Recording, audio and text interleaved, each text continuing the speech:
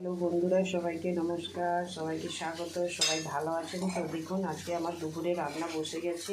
প্রথমে আমি নিম বেগুনটা ভেজে নিয়েছি, কেন এটা একটু তেতো জিনিস, কড়াটা ধুয়ে নিতে হবে, ফের নাহলে বাকি সবজি তো তেতো হয়ে যাবে। আর এই সময়টা নিম বেগুন খেতে খুব ভালো লাগে।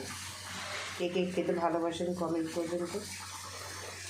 তারপরে এখানে আমার কাতলা মাছের ঝোল হয়ে গেছে সজনে আটা দিয়ে।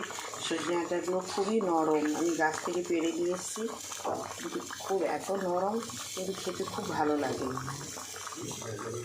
দেখেছেন কি সুন্দর আটার ঝোল হয়ে গেছে। এই জিনিসটা মানে এত ভালো, লাউ খাওয়াও যাবে, আবার লাউয়ের চপাও খাওয়া যাবে, মানে কোনোটার ফেলার নয়। বুঝেছেন? আমি লাউ চোপাটা কালো জিরে ফোড়ন দিয়ে ভেজে নিয়েছি। এখানে আমি লাউ কুটে রেখেছি, লাউ একটু বড়ি ছলা দিয়ে একটু রান্না করব।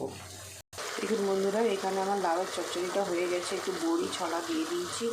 এই লাউ চচ্চড়ি বড়ি দিয়ে খেতে কে কে ভালোবাসেন কমেন্ট করবেন। ভালো লাগলে ভিডিওটা লাইক করুন, শেয়ার করুন। ইউটিউব থেকে যারা দেখছেন সাবস্ক্রাইব করুন। ভালো থাকুন, সুস্থ থাকুন, টাটা।